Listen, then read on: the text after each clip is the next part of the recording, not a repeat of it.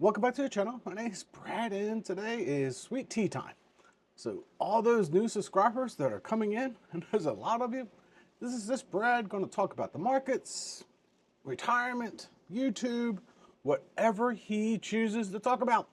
Because don't forget, it's my YouTube channel. You're along for the ride. Just joking. It's your YouTube channel and it's the community.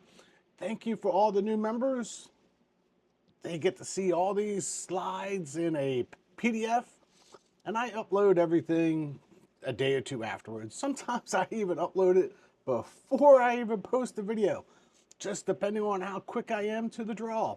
Today is a long day, so grab your sweet tea, sit down, or grab your coffee, and enjoy the ride because Brad is got a lot of information.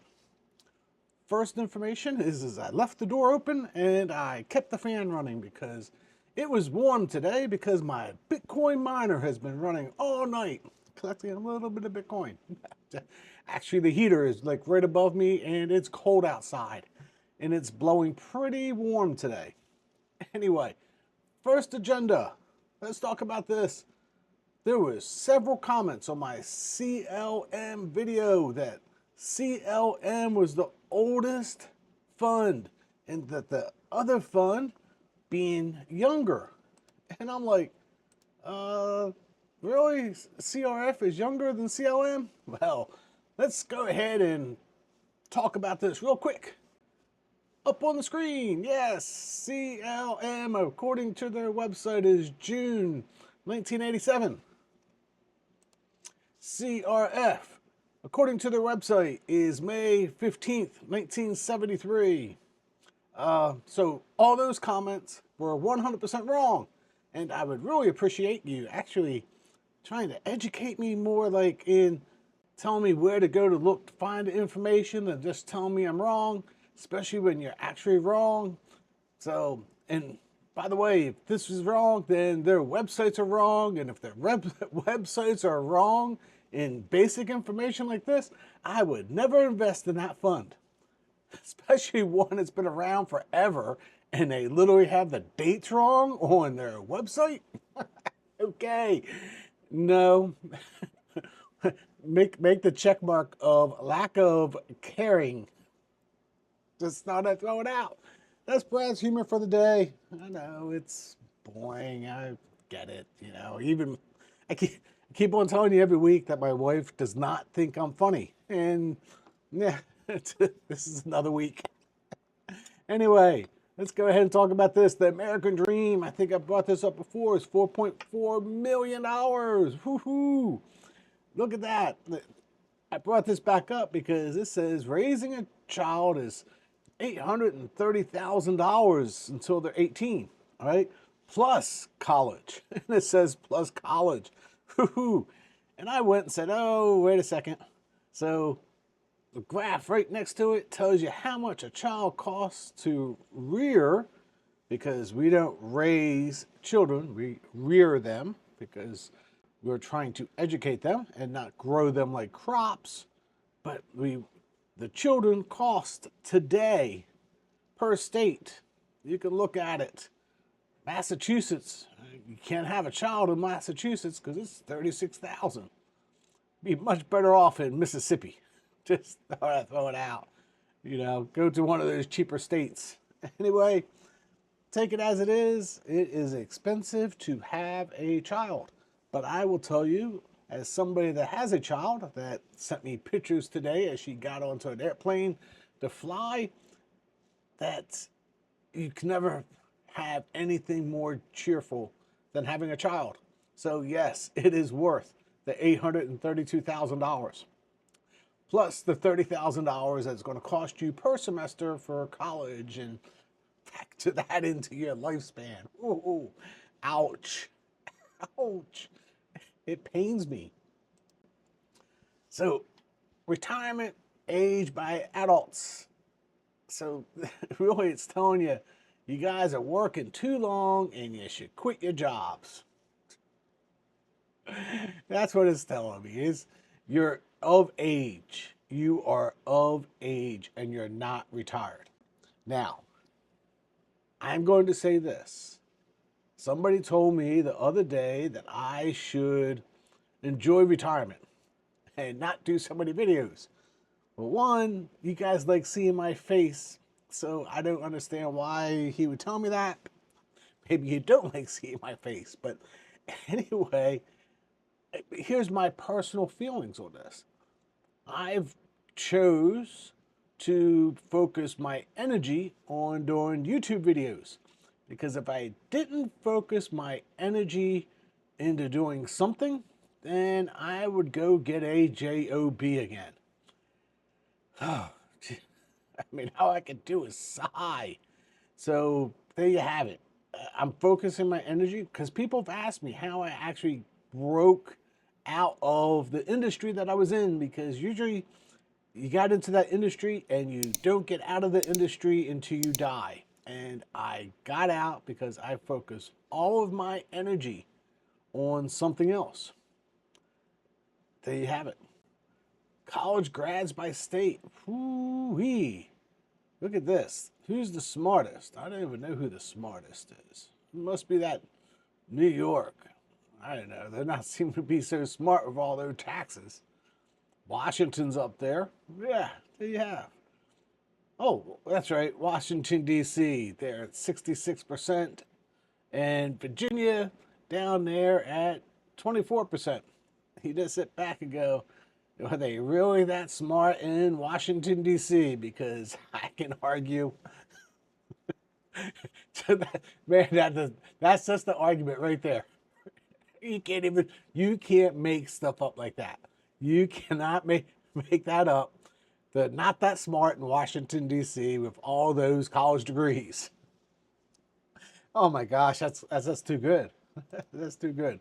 So the word of the year is going to be brain rot. And why is your brain rotting? One, because you're not doing YouTube videos.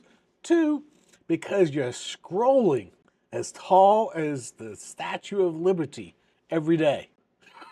Okay, brain rot, scrolling equals. Okay, again, I just can't make this stuff up. It comes to me. I just pass it along for everybody else, just to let you guys see it and enjoy the laugh as I connect the dots between the two. So hopefully you got a little bit of joy out of that one, because that was funny. That is a typical Brad humor. Just throwing it out. How about American income has changed since 1967? Now, I'm going to go ahead and say 1967 was the year that somebody was born right here, right? And you look at that, and you can just sit there and see how it's gone back and forth and what has grown and what has gotten bigger. So bottom down to the bottom corner is way back in the day in 67, and way to the right is what it is today. And you look at that, and just general information. Don't even know what to tell you when you look at it. I'm going to say a lot more people make over $200,000 than they did back in the day. But then again, inflation's kicked in. So really, is that a big deal? But then you look at the 100K and above, that's grown a lot. There you have it. I mean, they're saying, and this is just 41% of Americans make more than $100,000 a year. That's what they're saying. 27 plus 14, yeah. Average income, they're saying, is 115,000. Okay. And that's for a household. So that's two people working, or one person working. In my family, it was one person working. I was lucky enough to have a job that I made a good salary, so she didn't have to work. And I greatly appreciate that, because she took care of me. Yes. Yes. I think she told me the other day that she enables me. She's an enabler, right? Just because, I don't know, I'm Just that way, I guess. Anyway, U.S. cities with the longest commute. And I looked at this and I had to look at the map and scratch my head and look at the map again because I have been to a lot of these places. Every place in California that's on that map, I've been to. And yes, depending on where you live, you can have those long of commutes. Especially if you're going from like Stockton and you're going into San Francisco. Oh my gosh, you come over the hill over into Livermore, and those lines that's miles. I was always smart enough to go the opposite direction. I had it where I would stay in Livermore and drive out to Stockton in that area or Modesto in the morning while I get to watch all the idiots go the opposite direction. I guess they weren't idiots. They were just people trying to make a life. But okay, more no. They were idiots because they should have got a job someplace else instead of working in the town. Now we get to the most exciting part of the day. That's not exciting. Gosh, I am so full of it today. I don't know. So how many people believe in aliens? 33%. Those are the same people that think the airplanes are drones, and the fighter crafts are drones, and drones are drones, and that one plane is the Iranian mothership. Yes. Actually, I got that off of Elon Musk. I saw his post this morning on X. So that is too funny because they're not all drones. All right? And not everybody believes in UFOs. I am a skeptic. But never know. Maybe there is, maybe there isn't. I mean, it's always fun to try to get into Area 51 just because you can, or make an effort, see if they're going to come get you. Anyway, that is not advice to go out and mess around with the government. But it's always fun to try to poke fun of them. So we look at the companies with the most cash on hand. Wow, a lot of big companies with a lot of cash. I love cash. No, I don't. You should be investing your cash and have only a little bit of cash reserves. I mean, I've had people comment that they got 2 years of cash reserves, and I'm sitting there going, why? Put that money to work. I can understand 6 months. 6 months is a nice little cash window. I actually took a little of my reserves away to buy the little dip here recently, but I'm going to let it grow and get back up to my 6 months and be on down the road because you never know what life happens to you. I mean, I'm still having a problem with the truck. They had to order the parts. Parts for a truck. Newer truck. 2.5 weeks to get the part. At least the shop that I'm going to, not the dealership, is going to be able to fix it in about a day and a half, but 2.5 weeks just to get the part. Now the truck is still drivable. We'll give it that. It's definitely not the diesel engine. It just puts along, and it is a putter if you don't know. It's a Cummins engine, so it puts. It's low RPMs, and it's a putter. Put, put, put, put, put, put. But hey, that turbo on there, you let me hit the gas or hit the diesel at 55 miles per hour in the top gears, yeah, you think your cars are fast. That truck has a lot of torque, especially when you get up into those higher gears, and it can go from 55 to 110 fairly quick. I would never go 110, not self-incrimination, ever. Maybe in Wyoming or one of those other, Montana. Even then, the wind blows you around. I don't know if you've ever been out there, but that truck can pick up speed very quickly. Confidence in the global economy. Yeah, that's going to be a problem here. The confidence in the global economy is low in the United States, higher in Europe. That's just how people are thinking. And that kind of demonstrates the mentality and mindsets of different cultures. because every culture is different, just like every person is different. Just keep that in mind when you're talking to some foreigner, especially if they're brother-in-law from Europe, that he has a different mindset than you do.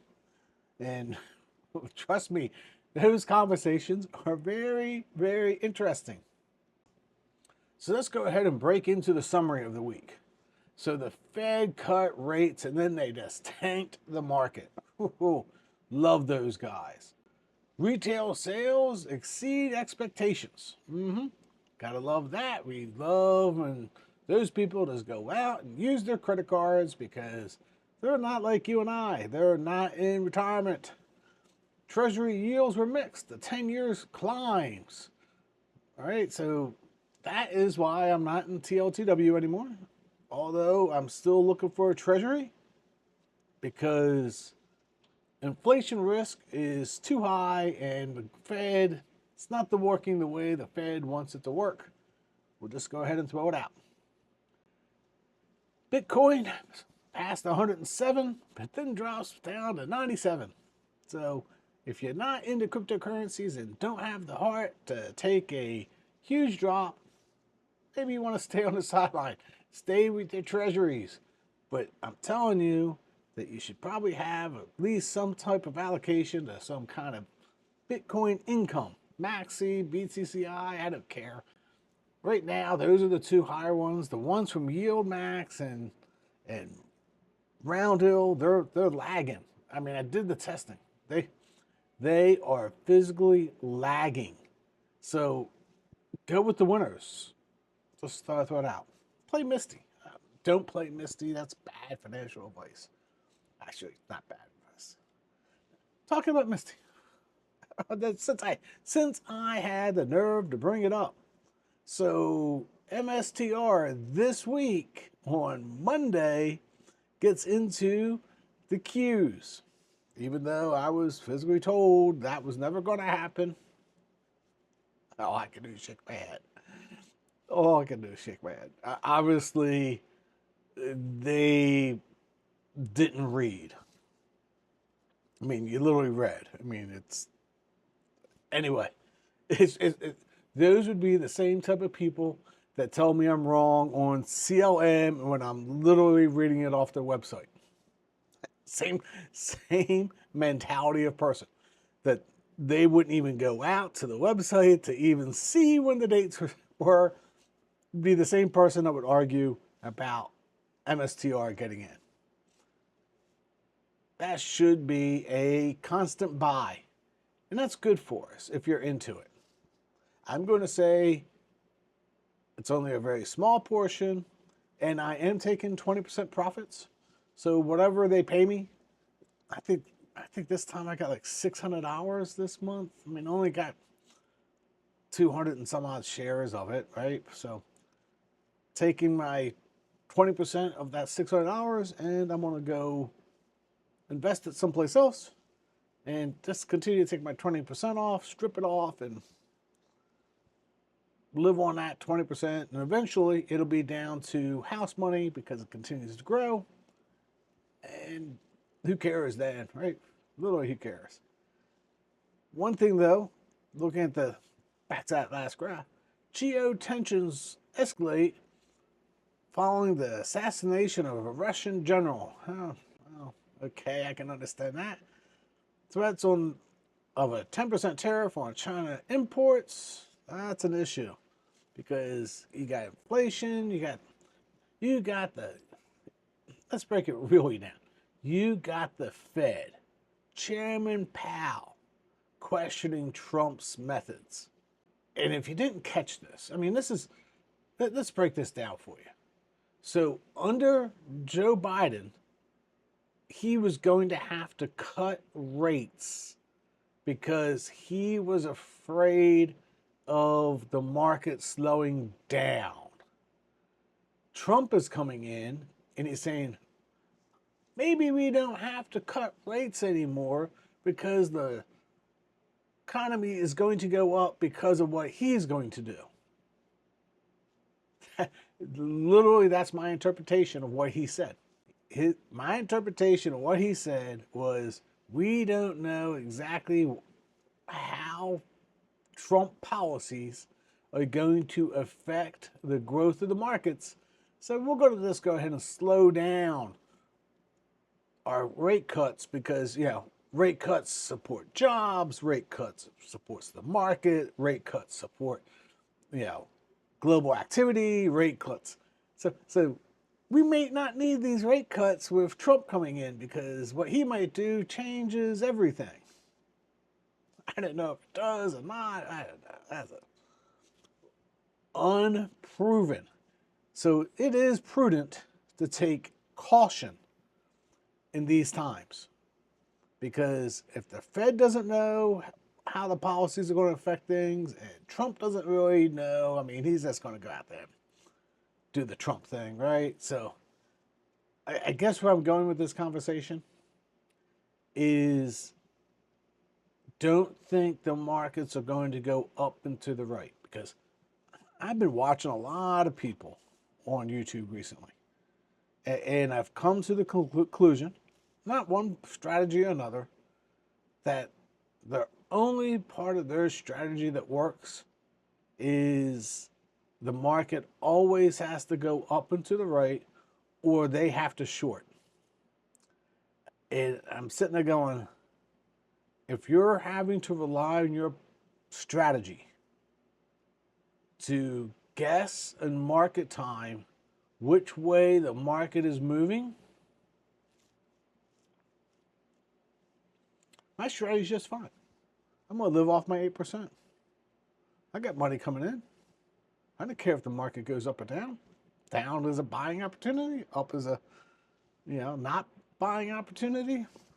You just sit back and go, why have to constantly move around and jump around and change around and do all this other stuff when you should have a strategy of set it?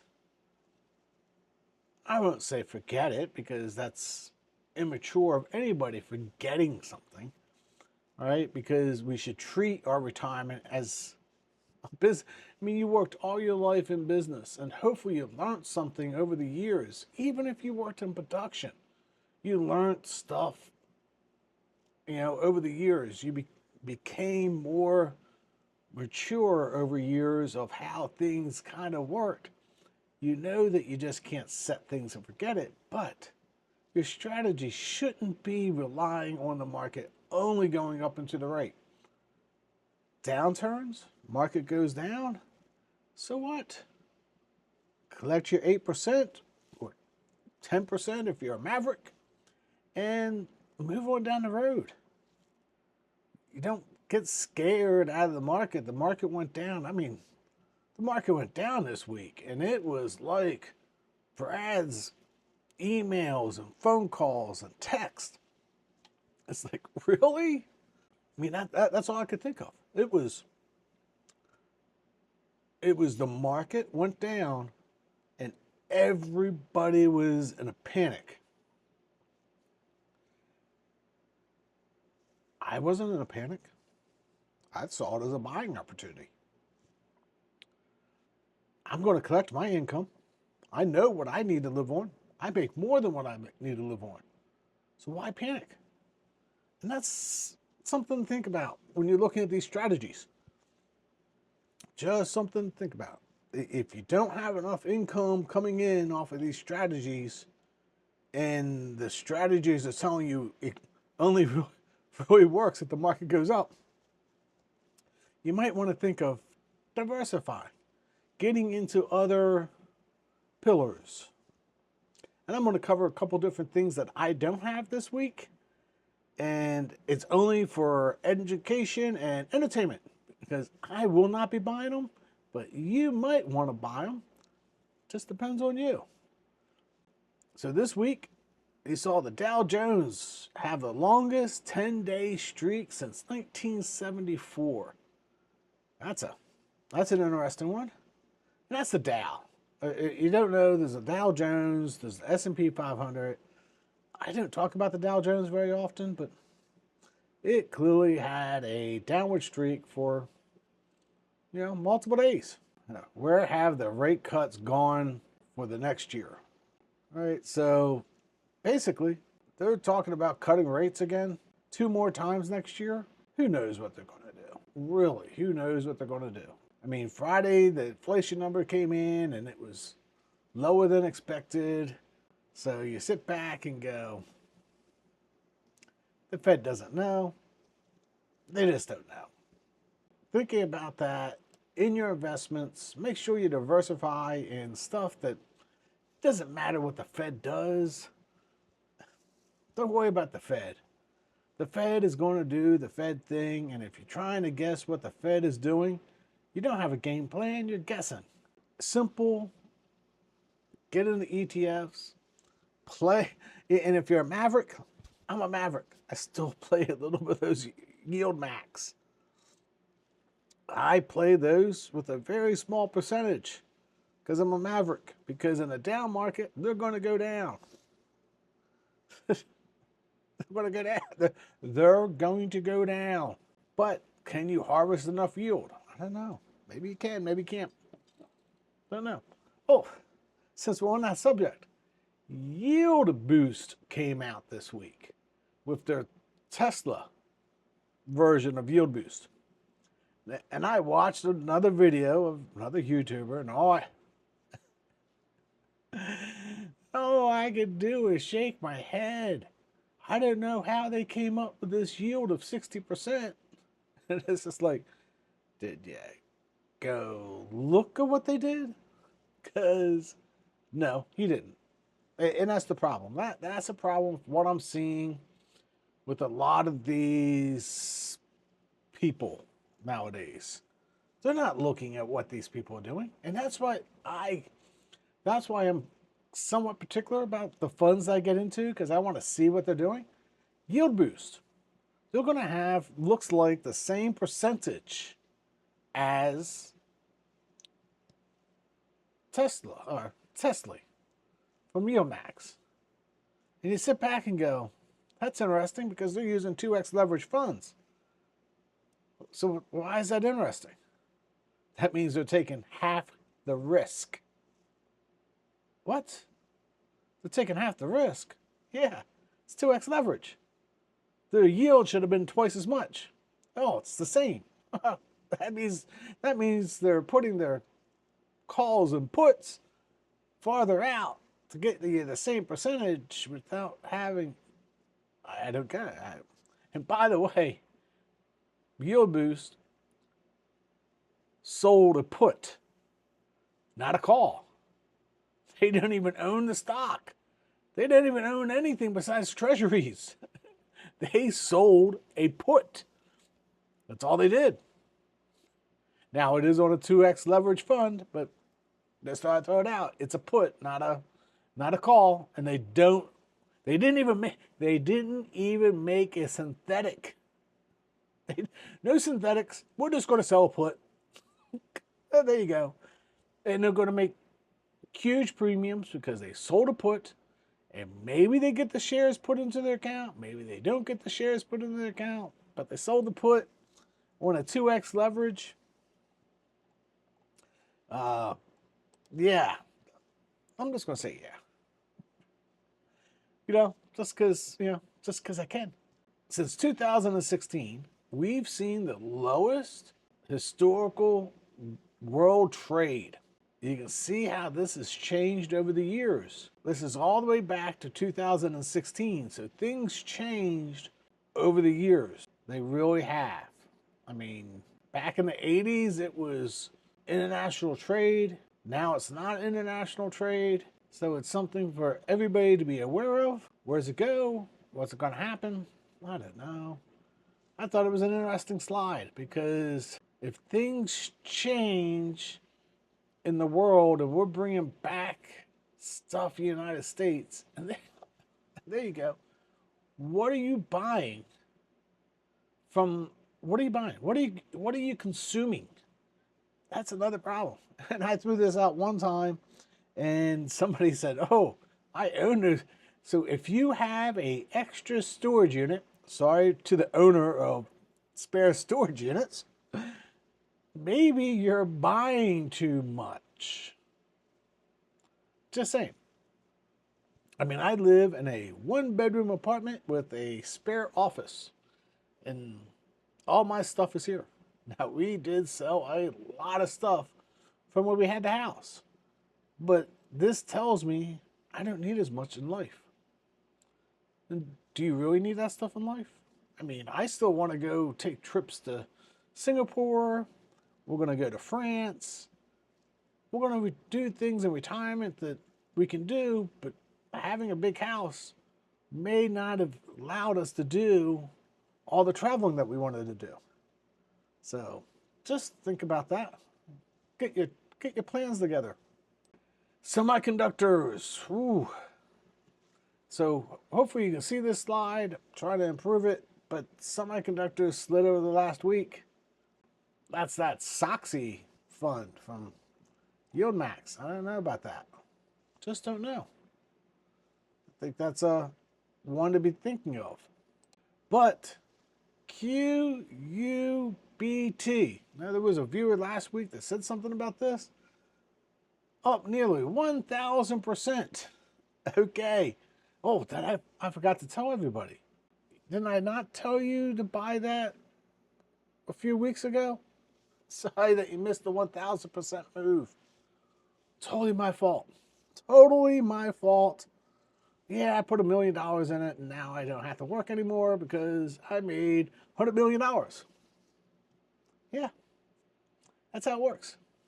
Wasn't me. That was not me.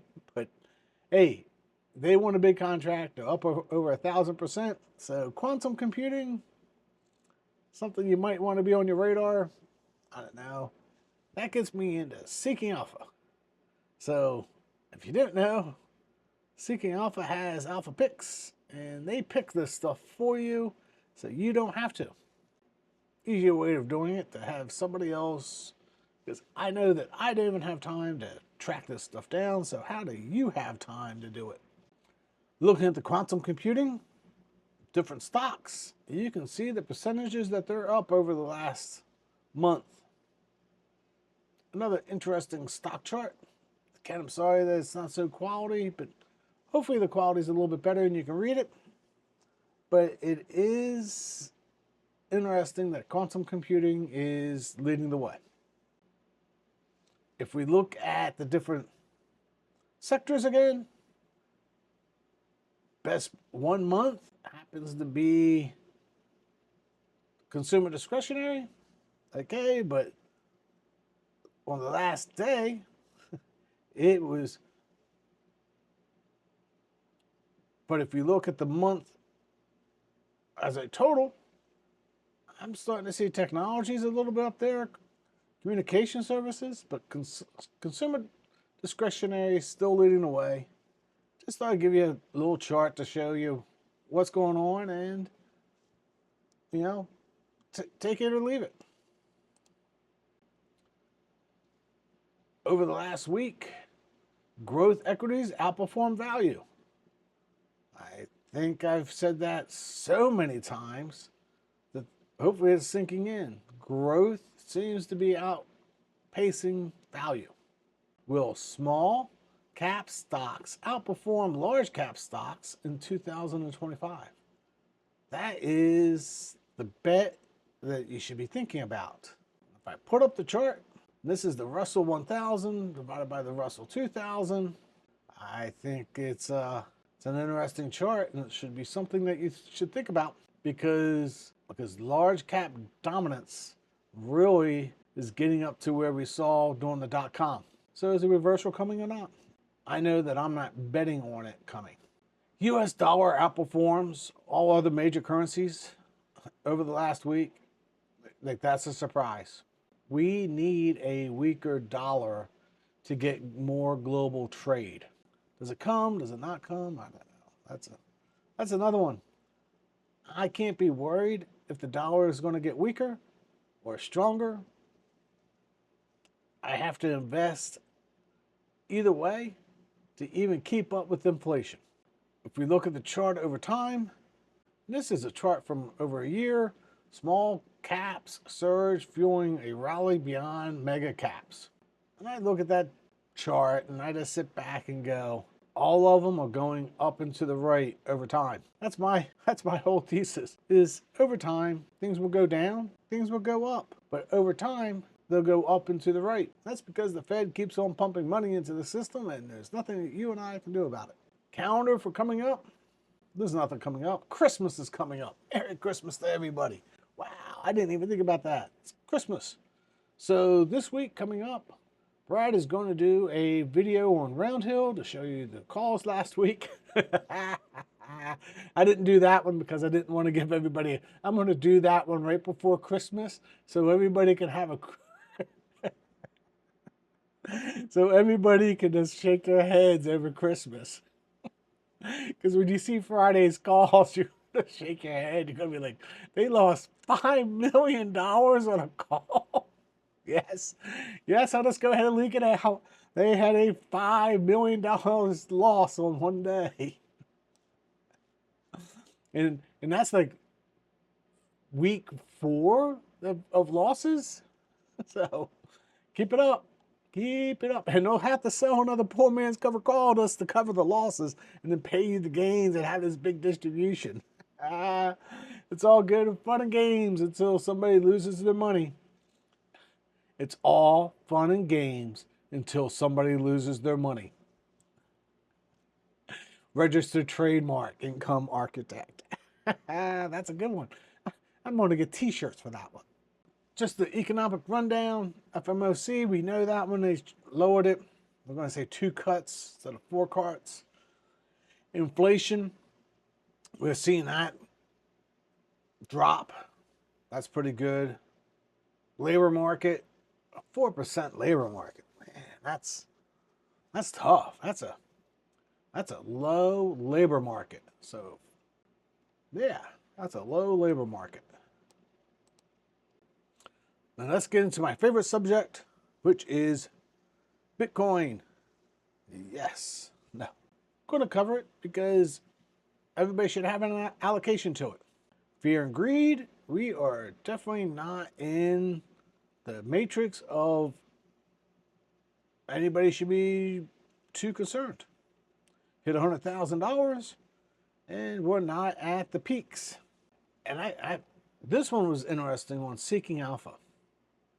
So they literally on Seeking Alpha said if on average, the time to reach each milestone roughly doubles, if this trend continues, Bitcoin may arrive at $1 million in 2036 and 2038. Not my analysis. This is Seeking Alpha's analysis. And I have to sit back and tell you it's going to go up and it's going to go down. I have my little BTCI. I reinvest everything back into it. It's like my little mining operation. It collects some revenue, invest it back in, collect some revenue, invest it back in. You can do it any way that you want to do it. I'm just telling you how I'm doing it. You know, but you should have some harvesting of the yield. Maxi, BITO. I'm just not a fan of BITO. Maxi, not even going to talk about BITO. You could do well, but man, that is, when it goes into backwardation, you guys are going to get slaughtered. I mean, BITO is future contracts, just like SVOL. I guess people aren't picking that up, that SVOL goes in backwardation, it goes down. Same thing's going to happen to BITO. So hopefully you're looking at backwardation and contango on the future contracts, but I guarantee you, no, people are not. They're just not. So the Bitcoin network, it's never been any higher, right? For network flows, that's a good sign. A chart of all the Bitcoin sitting on exchanges, and you can see that that's slowly going down over time. And that could be very easily people not even removing their Bitcoin from exchanges. And not financial advice, but you should never leave your Bitcoin sitting on an exchange. You should put it in a cold wallet or you should hold an ETF. Personal opinion, not financial advice. Bitcoin and the balance, and you can see money's coming off the exchange. Bitcoin price continues to go up. And that's because the smart people, we move everything to a cold storage. Because keeping it on an exchange doesn't make sense. And the last one I'm going to talk about this week is fear and greed indexes. And I'm going to start including these more and more for crypto and the stock market in regular videos because, I don't know, I can.